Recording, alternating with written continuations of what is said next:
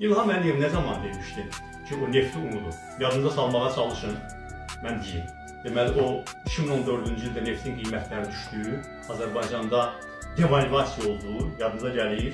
Həmin vaxt devalvasiya müddəti olanda güya İlham Əliyev dalbadal deməli fərmanlar verirdi, filan sahə inkişaf elətdirəcək, filan sahə inkişaf elətdirəcək, diversifikasiya olacaq, başqa sahələr inkişaf eləyəcək. Yadınıza düşdü, 10 il keçib üstündən. 10 ilin ərzində heç nə dəyişmir.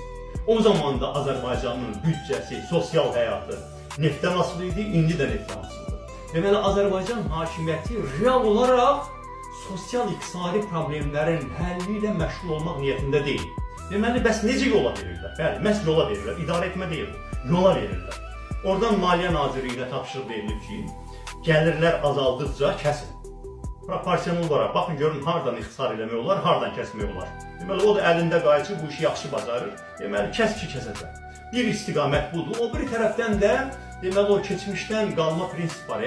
Milləti deməli başın qatmaqdan ötürü nə deyirlər? Çörək və əyləncə. İndi bu çörək yoxdur axı. Əyləncəni bol edirlər. Axı necə ola bilər? Dünyanın harasında görünüb ki, hər bir məktəbin də bünövrəsini dövlət başçısı.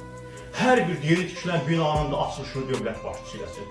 Məyər onu bələdiyyə eləsə, yerli icra hakimiyyəti eləsə, nəsə əskiləcək? Dünyanın harasında dövlət başçısı bu işlərlə məşğuldur? Azərbaycanın da dövlət başçısı gəlib oturub, hökumətini yığıb başına bu fəlakətli vəziyyəti müzakirə etməlidir. Yoxsa ki, deməli, ancaq demək oradan xalqın hesabına tikilmiş, həmin o Qarabağda bərpa olunan binaların hər birinə şəxsən İlham Əliyevin deməli əli toxunmalı. Nə olur ki onda? Güya Azərbaycan xalqı onunla unudacaq ki, hansı səfaləti yaşayır. Yaxşı, burada Azərbaycan şükür, ordumuzun sayəsində torpaqlarımızı azad eləmişik. Bu da oradan da böyük qələbə. Amma indi onun bərpasını da hamı eləyir də. Hamı eləyir. Burada deməli dövlət başçısının xüsusi xidmət nə ola bilərdi? İki cür ola bilərdi də. Ya həmin o torpaqları işğal eləyib, bizim o 7-8 rayonumuzu viran eləmiş işğalçıdan o pulları tələb edib aldıra bilərdi. Aldıra bildi? Bir qəpik gördük? Yox. Danışırlar boş-boş ki, ay bu qədər deməli Ermənistana kompensasiya ödətdirəcəklər. Bir qəpik olmadı ki ortalıqda. Hanı sizin siyasətiniz? İkinci istiqamətdə ola bilərdi ki, müxtəlif donor təşkilatlardan pullar gətirərdilər Azərbaycana ki, baxın, Avropa Birliyinin hesabına bax, bu rayonu salırıq biz. Bunu nə bilim, filan beynəlxalq təşkilatının hesabına, bunu Amerikanın yardımları ilə, bunu Almaniyanın yardımları ilə eləyirik. Hətta qardaş Türkiyə bunu belə elədi. Baxın, hətta qardaş Türkiyə bizdən 2 dəfə zəngindir də. Demirəm çox zəngindir, amma bizdən 2 dəfə zəngindir ortalama götürəndə. Hətta onlar müxtəlif beynəlxalq təşkilatlardan həmin o zəlzələdə dağılmış evlərin tikintisi üçün müəyyən donorlardan pul topladılar.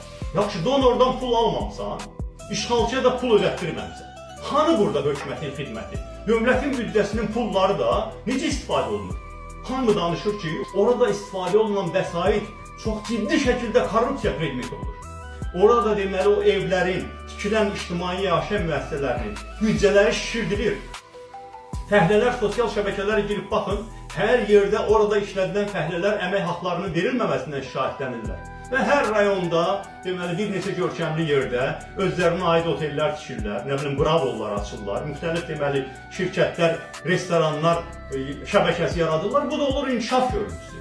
Bax, inkişaf bugün mənim danışdıqlarımla müəyyənləşir.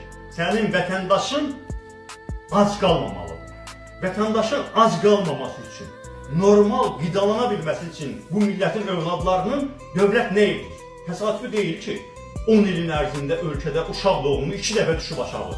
Bu dəhşətli bir rəqəmdir. İstənilən başqa bir ölkədə bu böyük bir aylarla davam edən milli diskursiya səbəb ola bilər. Cəmi 10 ilin ərzində ölkədə uşaq doğumu 2 dəfə düşüb aşağı. Ona görə də əziz həmvətənlər, imkan verməyin ki, sizin başınızı aldatsınlar. Həmin o şoularla, həmin o əyləncələrlə, həmin o sizə minnət qoymaqlarla, bütün deməli, qazi gedib qolunu qıçını itirib, ona təqaüd verməlidir dövlət. Bu prezidenti olmayan ölkələrdə necə olur ki? Qazi gedib, əgər qolunu qıçını itiribsə buna təqaüd verməli deyil dövlət. Yox, prezident təqaüdü. Niyə xeyir olsun? Hamısı millətə deməli minnət qoymaq. Və bu millətə minnət qoymaq siyasətləri sizin qarnınızı doydururmu? Sizi bu sosial məsələlərdən diqqətinizi yayındıra bilirmi? Baxın, sual bundan ibarətdir. Ona görə də biz millət olaraq məsuliyyətli və tələbkar olmalıyıq və imkan verməli deyilik ki, bizi həm ad saxlasınlar, həm də boynumuzu minnətli eləsinlər.